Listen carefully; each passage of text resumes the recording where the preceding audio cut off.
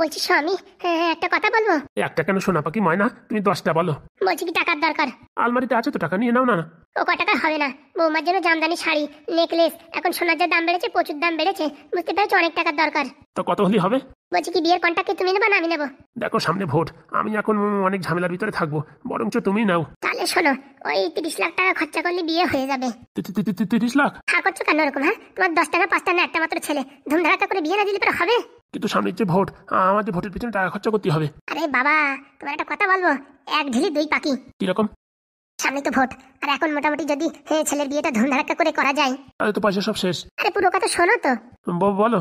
প্রত্যেক গ্রামের লোকজনদের, ভালো ভালো লোকজনদের নিমন্ত্রণ করবো, তারা গিফট ফিফট যাই দিক না দিক, আর খাওয়া দাওয়া ভালো দেবো, বাস লোকে এমনিতেই ফিদা হয়ে যাবে তোমার পরে, বুঝতে পারিস?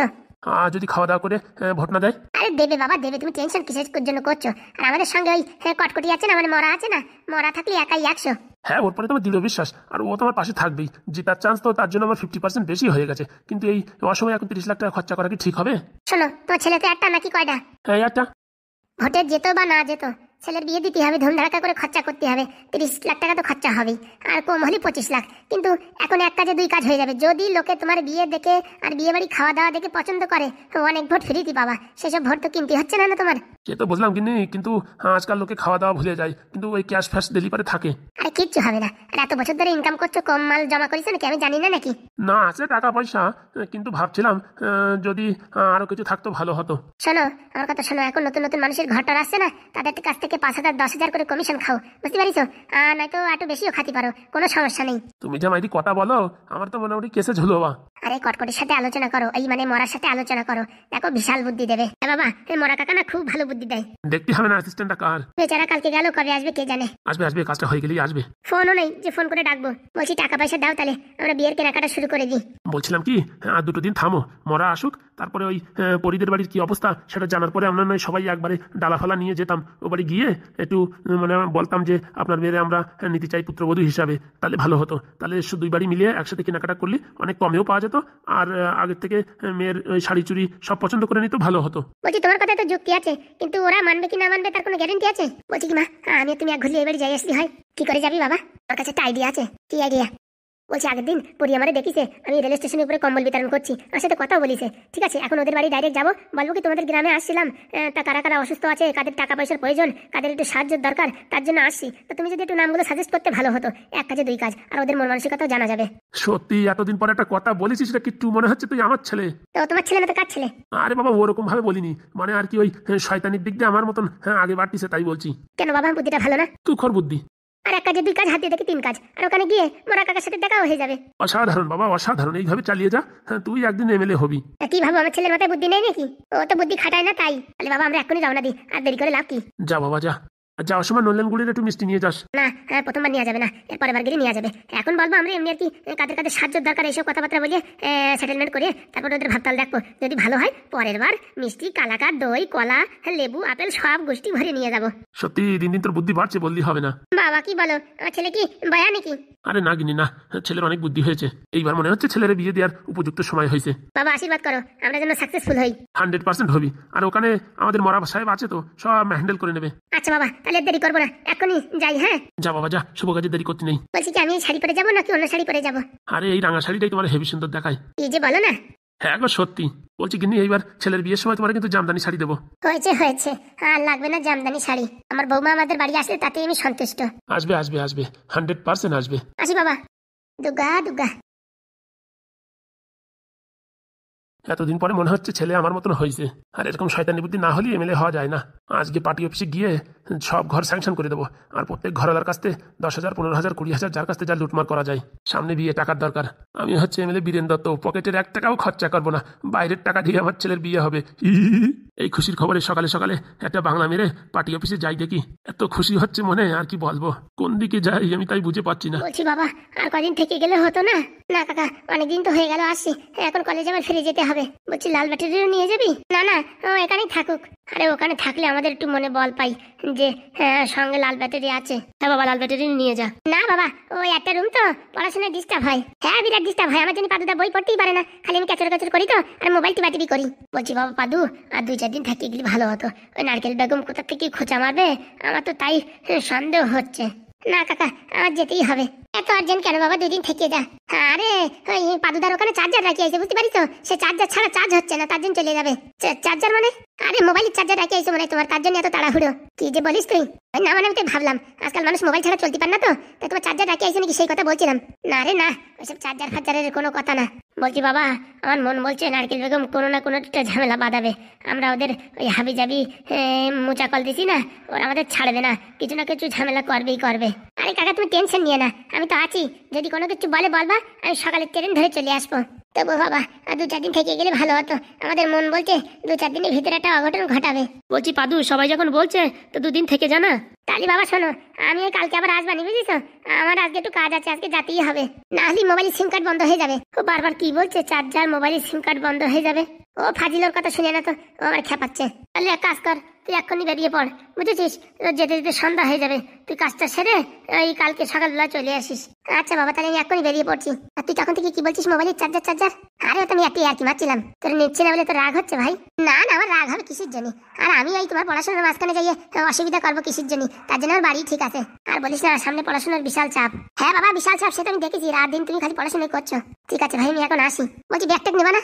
না না, ব্যাগ ট্যাগ নেবো না, কালকে পরের দিন আবার আসতেই হবে যখন, তখন আর ব্যাগ নেবো কিসের জন্য? আচ্ছা তাহলে ভালোভাবে সাবধানে যাও। ঠিক আছে, তুই সবার উপরে একটু খেয়াল রাখিস। সে কথা বলতেই, আমি যেখানে যাই সেখানে মানুষের উপর খেয়াল রাখি, এটাই আমার ধর্ম। আর যদি নারকেল বেগম কিছু বলে না, টপ করে আমার ফোন করবি। ঠিক আছে, তাহলে এখন আমি বিদায় নিই। হ্যাঁ হ্যাঁ হ্যাঁ। বলছি লাল ব্যাটারি, আগে তো পাদু তোরে ছাড়া কোথাও যেত না, আর এখন তোরে নিতে চাইছে না কেন? তোমরাই বাজো, পাদু এখন বড় হয়েছে, এখন ওই একা একা থাকতে পারে, এখন কি আমার দরকার? বলছি ওখানে আবার কোনো প্রেম প্রীত করেনি তো? মাথা খারাপ, পাদুদা কোনো মেয়ে ছেলের দিকে তাকাই না, দেখা তো দূরের কথা। দেখিস বাবা, তুই সবকিছু জানিস। আগে একবার ওই পরীর সাথে ভালোবাসার সম্পর্কে জড়াইয়ে অনেক ক্ষতি হয়েছে আমাদের। এবার আর ক্ষতি হবে না রে। মানে বলছিলাম যদি এবার প্রেম প্রীত করে পাদুদা, বড় লোক দেখেই করবে, বিজনেসম্যান, কোটিপতি ম্যান, এসব দেখেই করবে। কেন পাদু কি কারোর পছন্দ করেছে নাকি? ধুস, ওইসব কথা বলে আমি ঝামেলার ভিতরে যাবো কিসের জন্য? মানে সত্যি কাউরি পছন্দ করেছে? আরে না না, তাহলে তো তাড়াহুড়ো করে গেল। আরে ওই মোবাইলের চার্জার রেখে এসলো, বুঝতে পারিস? সে চার্জিং দিতে পারতেছে না। বলছি আজকালকার সবার মোবাইলের চার্জারই তো সবার মোবাইলই খাটে। সে বাপু আমি বলতে পারবো না, আমার মনের কথা বললাম, মনে চার্জার রাখিয়েছে, তার জন্য তাড়াহুড়ো করে যাচ্ছে। তাছাড়া তো যাওয়ার কোনো কারণ দেখছি না। না হ্যাঁ, পরীক্ষারও এখন দেরি আছে, কিসের জন্য পাদু গেল ঘাপাঘাপ করে বুঝলাম না। লাল ব্যাটারি, তুই এই শহরে যাইয়ে খালি খালি পাদু ডিস্টার্ব করতিস কেন? ঘরের এক কোণে পড়ে থাকতে তো পারতিস। আমার মনের খবর তোমাদের কি করে বলবো, বল না তো? না না, কিচ্ছু না, ওই আমি থাকলে একটু পাদুদার ডিস্টার্ব হয়, তাই আমি এখানে ঠিক আছি। বলছি কালকে তো আমরা ব্যবসা করবো, কি ব্যবসা করি বলতো? মরা মুরগি, মরা ছাগল, মরা গরু, এসবের ব্যবসা করো। আরে মরাটা কে কিনবে? আরে কেনার দরকার নেই, ওরকম মাল নিয়ে আসবা মরা মরা ভাব, বাড়ি আনলি পরে নেদন সেলাইন টেলাইন চালাই একদম তরতাজা করে বিক্রি করে দেবে, বিশাল লাভ। শেষকালে গিয়ে দালালি করবো? আরে পয়সা ইনকাম করতে দালালি কেন? হ্যাঁ, আমার তো অনেক গু পরিষ্কার করতে দিলে আমি করবো। হয়েছে, অনেক জ্ঞান দেছো। ঠিক আছে, আসি তাহলে। বলছি হাগুদা, পাদু আবার প্রেম প্রীত করে বসলো না তো? এই বয়সে করলে একটু করতেও পারে। কে সাগুদা, ওরকম মন খারাপ করে আছো? আমি ভাবছি ওই নারকেল বেগম আমাদের উপর আবার অ্যাটাক না করে। অত সোজা নাকি? আমাদের বাড়ির লোকজন কম আছে নাকি? একদম কেলকে দেবো। নারকেল বেগম সেরকম সুবিধার মানুষ না, এখন কি দেখি করে কে জানে। আরে তুমি ভয় পাইও না, ওইদিকে নেদনও বাড়ি নাই, ও গেছে শহরে। হ্যাঁ, সেই তো একটা টেনশন, এর আগে কোনোদিন যাই নাই ভাইপো আমার শহরে, প্রথমবার গেছে। ফোন করেছিল তো, ভালোই আছে, ওই বাড়ি আছে। আর ছেলে পেলেদের না ছাড়লি পারে একা একা, ওদের সাহসও হয় না, আর আমাদেরও সাহস হয় না। চলতি চলতি ঠেলাগুতো খাতি খাতি ঠিক শিখেই যাবে। আরে ও নেদনটি নিয়ে কোনো টেনশন নেই, নেদনের ট্যালেন্ট আছে, ও যেখানেই যাক বেরোই আসবে। হ্যাঁ হ্যাঁ, খালি খালি ঢ্যামনা, তুই টেনশন করিস না। না সেরকম টেনশন না, তবু একটু টেনশন তো হয়, আর কিচ্ছু হবে না। বলছি ভাই তালি কালকে ওই কটা ছাগল কিনে আনলি হয়। শেষকালে সে ছাগলের ব্যবসা করবা? শোনো ফুটোদা, ছাগলের ব্যবসায় লাভ আছে বললেই হবে না। আর এরকম ন্যাংরা ন্যাংরা মরা মরা রোগালা মাল কিনবো, কম দামে কিনবো, একটু ভালো করে বিক্রি করে দেবো, প্রচুর লাভ। ঠিক আছে, তাহলে কালকে তো নামিয়ে পড়তে হবে। আচ্ছা। বলছি টাকা পয়সা আছে কিছু? এখন ওই 1000-2 টাকা আছে। নেদন আসলি পারে এইবার 50-60 হাজার টাকা নিয়ে আসবে না, ওই টাকা দিয়ে ব্যবসা শুরু করলে হবে না। কি বলো ফুটোদা? ঠিকই তো বলি, কিন্তু এই তো ছোট বাচ্চার কাছ থেকে বারবার টাকা নিয়ে একটা লজ্জার ব্যাপার দেখায়। এর আগে একবার 10,000 নিছি, তারপর আবার ওই 1.5 লাখ টাকা দিয়েছে। হ্যাঁ, কম দিচ্ছে নাকি টাকা?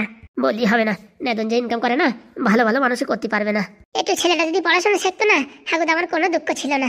আরে খালি পড়াশোনা করলে কি মানুষের মতন মানুষ হয় নাকি? স্বভাব চরিত্র মানুষের মেইন। টাকা তো মানুষ সৎ পথেও কামায় আর অসৎ পথেও কামায়, এর জন্যই মন মানসিকতা ভালো থাকার দরকার। কিন্তু এই নেদন যে এক একজনের কাছ থেকে 40,000 50,000 করে টাকা আনতেছে, এটা কি সৎ রাস্তা নাকি অসৎ রাস্তা, কি করে বসবো হাগুদা? কেউ যদি খুশি হয়ে বা সন্তুষ্ট হয়ে টাকা দেয় সেটা অসৎ হয় না ভাই, কিন্তু কারোর পেটে যদি লাথি মেরে টাকা নেওয়া হয় সেটাই হয় অসৎ। তাহলে আমাদের নেদন যা করছে সেটা সৎ? সৎ মাথায় কি, নেদন তার ট্যালেন্টের পয়সা নিচ্ছে, তার মাথার ব্রেন্টের পয়সা নিচ্ছে, সে তো মানুষের পকেট কেটে পয়সা নিচ্ছে না। না, এই একটা কথাই আমার মনের ভিতর সবসময় কুড়িয়ে কুড়িয়ে খায়, আজকে তার জবাব পেয়ে গেলাম। আরে কোনো অসুবিধা নাই, নেদন তার ন্যায্য মূল্য ফিস নিচ্ছে। এমন এমন ঝামেলা যা মানুষ লাখ লাখ টাকা খরচা করে ঠিক করতে পারে না, তো নেদন তা 20,000 30,000 টাকা ঠিক করে দিচ্ছে। তা ঠিক বলিস। তাহলে এবার টেনশন করার কি দরকার?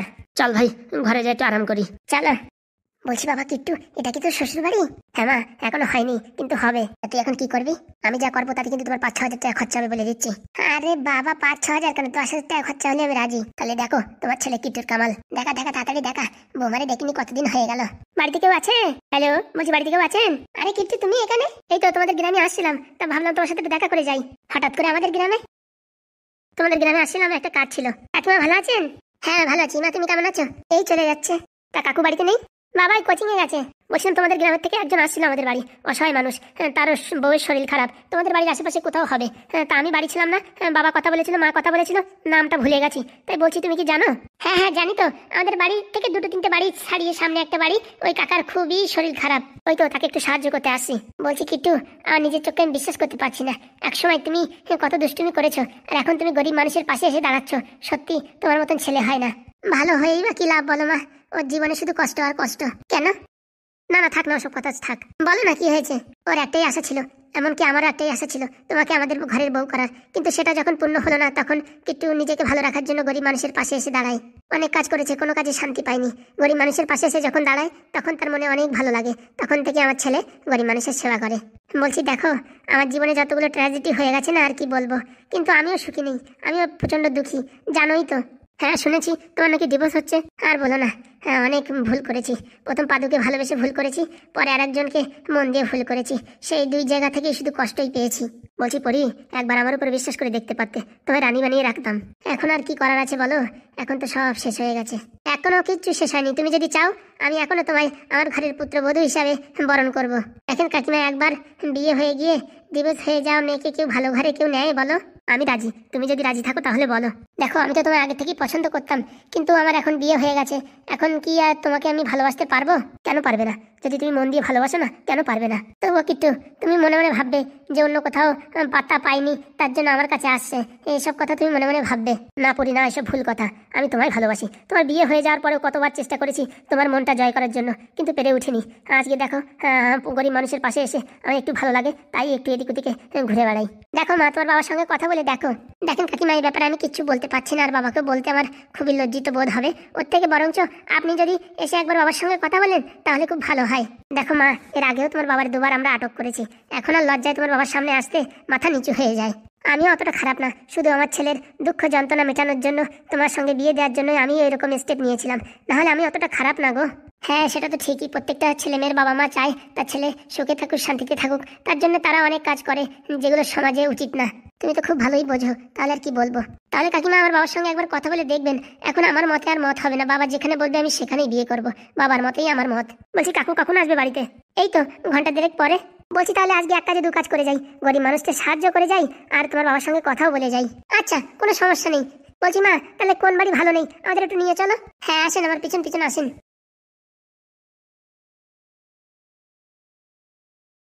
আজকে শালা পয়সা খরচায় হোক, কিন্তু ছেলের বিয়ে ঠিক করেই যাব। কাজ হয়নি কেন? হ্যাঁ এমএলএ বাবু, সব কিছু শেষ হয়ে গেছে। এত টাকা পয়সা খরচা করলাম, হ্যাঁ, আর মাস গেলি তোর কত টাকা দিই, আর এই কাজটার জন্য কত টাকা দিতে চাইছি, হ্যাঁ, একটা কাজ তাই ঠিক করে করতে পারলি না। সব কিছু ঠিক হলো, মাঝখান থেকে একটা ছ্যামড়া এসে সব কিছুর পিন্ডি চটকাই দিল। একটা ছ্যামড়া আসে মানে, হ্যাঁ, তুই একটা উকিল মানুষ, একটা ছ্যামড়ারে ভয় পাস? ভয়ের কথা ছাড়েন, এমনভাবে অপমান করিস, এমনভাবে লজ্জিত বোধ করিস, এখন আমি এই সমাজের মুখে মুখ দেখাতে পারবো না। মানে হওয়ার টুকারটা দুদিন শ্যামরা আমারে বলে কি, কোন কলেজেতে পাশ করেছিস এলএলবি? তাতে কি হয়েছে বলিস? এটা একটা সমাজের কি কলঙ্ক না? কলঙ্ক কিসির? তুই কোন কলেজেতে পাশ করেছিস জিজ্ঞেস করিস, হ্যাঁ, সেটা বলে তোর কি অপরাধ হয়েছে? নাকি তুই পাশই করিসনি? না না, ওরকম বলবেন না, আমি ওই প্রাইভেটে পরীক্ষা দিছি তো। উড়িয়ে হারাম দাদা পুরামুখো মিনছে, সবসময় বলিস আমি এলএলবি এলএলবি এলএলবি, আর আজকে বলতেছিস প্রাইভেটেতে পরীক্ষা দিছিস। হ্যাঁ আসলে আমি উকিলই, কিন্তু ওই প্রাইভেট উকিল। হে উকিল তো উকিল হয়, আবার প্রাইভেট উকিল কি হয়? ও বলবেন না, অনেক টাকা পয়সা দিয়ে অনেক কষ্ট করে পাশ করেছি, এই চ্যাটের মাথার উকিল আমি ধরেছি, তাই তো ভাবি সেদিন তোরা লেটার লিখতে দিলি লিখতে পারিসনি, সেই দিন আমি বুঝতে পারিছি হ্যাঁ যে তোর ভিতরে কোনো একটা কমতি আছে, কিন্তু তুই যে অশিক্ষিত উকিল তা আজকে জানলাম না। এমএলএ বাবু, আজ পর্যন্ত আপনার কোনো কাজে আমি বাধা সৃষ্টি করেছি, কিন্তু আমি একটা জিনিস বুঝতে পারলাম না যে আমি তোর সাথে এত বছর ধরে কাজ করতেছি, আমি কোনদিন বুঝতে পারলাম না যে তুই একটা হাবিজাবি উকিল, আর কোনটুকু দুদিক ছেলে সে বুঝে ফেলাল তুই হাবিজাবি উকিল। আমি বুঝলাম না কে সেই ছেলে, তার নাম কি, কোথায় বাড়ি? নাম হচ্ছে নেদন। নেদন মানে আবার এই ফুটোর ভাইপো নেদন না তো? হলি হতেও পারে, ফুটো ফুটো কি কি বলছিল পুরামুখো মিনছে, ও ডিটেলস জানিস নি কেন? ওই তো ওই ফুটোর ভাইপোই হবে, কিন্তু ও খিদির পরি কি করবে তা আমি এত সব জানি না। আমার যেরকম অপমান করেছে আমি ধারাধার চলে আইছি, ও তো অপমান করেছে তোরে তো আমি এখন বেলুন দিয়ে বাড়বো। এমএলএ বাবু এইসব বলবেন না, আমার টাকা পয়সা না দেন এই ডিভোর্সের কাগজপত্র রাখেন, অন্য উকিলদের কাজ করাই দেন। আমি পারবো না মানে আর কি পারিস নাকি? এই কাজ তোরই করতে হবে। এরকম বেশি কথা শোনার পর আমি এই কাজ করতে পারবো না। বেশি কথা শুনেছিস তোর কর্মদোষে, আমি তো তোর বেশি কথা বলিনি। হ্যাঁ, আর তুই যে এত বছর আমার নমক খাইছিস, আমার এই ডুপ্লিসিটি করে আমার কাছে টাকা নিছিস, আর আমার ছেলের এখন ডিভোর্স না করাই দিয়ে, মানে আমার বৌমার এখন ডিভোর্স না করাই দিয়ে তুই কেটে উঠতে চাচ্ছিস, অত সহজে ছাড়বো না। এত বছর আমার কাছে যত টাকা পয়সা নিয়েছিস সব শুধু আসলে ফেরত নেবো। কোথার ফেরত দেবো বলেন? যে টাকা নিই সে টাকাই তো খরচা হয়ে যায়। নাটকের কথা আমার সাথে বলবি না। আমার গিন্নি মানে আমার বউ যদি জানে না এই ব্যাপার, তো ঠ্যাং কিন্তু চিড়ে ফেলাবে, মনে রাখিস। না গিন্নিমারে বলবেন না, তার জন্য তো আমি ভয়তে আসতে পারিনি। এখন শুনলাম যখন গিন্নিমা বাড়ি নেই, সেই সুযোগে আইসি। শোন, আমি জানি না তুই কি করে ডিভোর্স করাবি কি না করাবি, তুই মোটামুটি কালকে বিকেল, একদিন তোর সময় দিলাম, কালকে বিকেলের ভিতরে ডিভোর্স করে এনে দিবি। আর যদি আনতে না পারিস, এত বছর আমাদের যত টাকা নিছিস তার সুদি আসলে সব টাকা তো ফেরত দিতে হবে। আমি অত টাকা কি করে ফেরত দেবো? তাহলে আমি জানি না তুই কোন উকিল ধরবি কি না ধরবি, ওইসব কিচ্ছু আমি জানি না। আমার বৌমার ডিভোর্স করায় এনে দিতে হবে, তাই দিতে হবে বলছি। এমনি বাবু, তাহলে একটা অন্য উকিল ধরাই কাজ করাতে হবে। সে তুই কি করবি আমি এত সব জানি না। তাহলে 10-15 হাজার টাকা বেশি লাগবে, 15 লাগুক 20 লাগুক, আমি এত সব জানি না। সব টাকা তুই ভরবি। হ্যাঁ, আমি এখন টাকা পয়সা কোথাতে পাবো? আমি এখন এক টাকা দেবো না, আগে কাজ হবে তারপর টাকা দেবো। কারণ কি, আমি এখন জানতে পারছি তুই হচ্ছে হাবিজাবি উকিল, তোর টাকা দিয়ে আমার টাকা পুরো একদম লসে চলে যাওয়া। তুই কাজ কর, টাকা পাবি। তাহলে এমএলএ বাবু, এখন আপাতত আমার টাকা দিয়ে কাজ করাচ্ছি, কাজটা হয়ে গেলে টাকা দেবেন তো? হ্যাঁ, দেবো না কেন, অবশ্যই দেবো। ঠিক আছে শোন, আর এই কথা কেউ যেন জানতে না পারে, তাহলে কিন্তু একটা হাস্যকর ব্যাপার হয়ে যাবে। হ্যাঁ, তুই কোন উকিল ধরবি কি না ধরবি তোর ব্যাপার, আমি তোর সাথে জানি না। তুই ডিভোর্স করাই কালকে বিকেলের ভিতরে আমার হাতে পেপার দিয়ে যাবি। আচ্ছা, এখন বড় উকিল ধরতে গেলে তাও 30-40 হাজার টাকা দিতে হবে। হ্যাঁ, এত টাকা কোথায় পাবো? কাজটা যদি ছেড়ে দিই তাহলে তো এমএলএ বাবু ছাড়বে না, আর এমএলএ বাবু ছাড়লেও এমএলএ বাবুর বউ ছাড়বে না। এই জ্বালায় পড়েছি যে বলার বাইরে।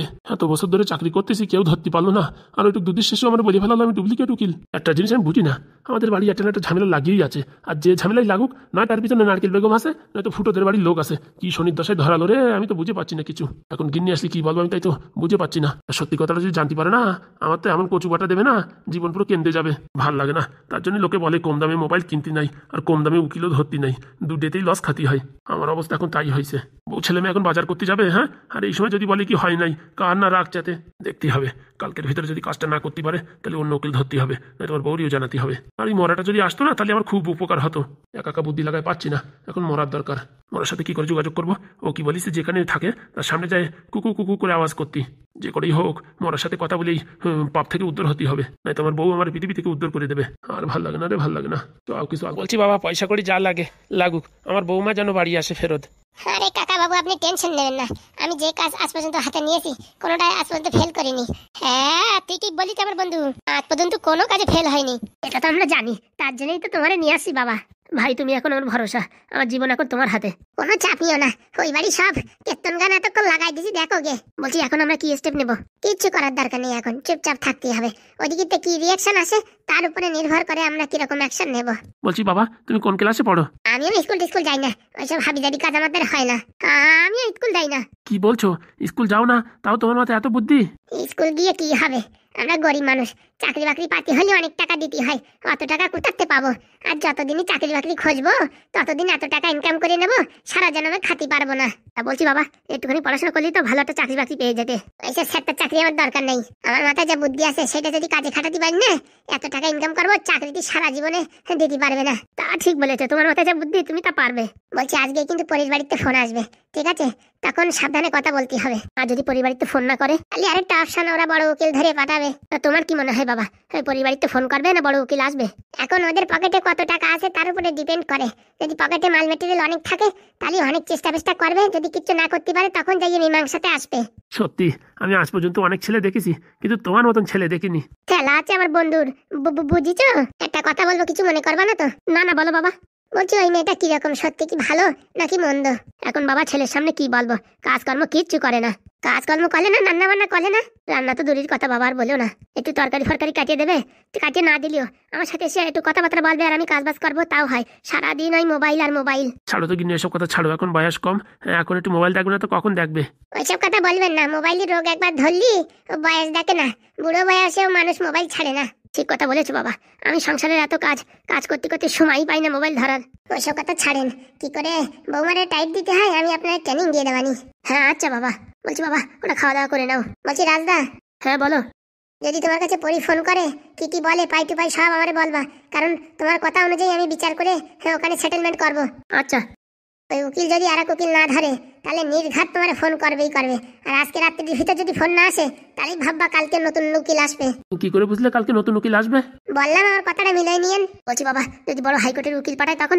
যে উকিলই পাঠায় সব আমি জব্দ করে দেবো। আপনি টাকা দিচ্ছেন কি আমার খালি খালি? হ্যাঁ, আমার বন্ধুর কি মুখ দেখতে টাকা দিচ্ছেন নাকি? বন্ধুর ঠেলা আছে, স্কুল না গেলে কি হবে, কায়দা আছে। সত্যি বাবা, তোমার তুলনা হয় না।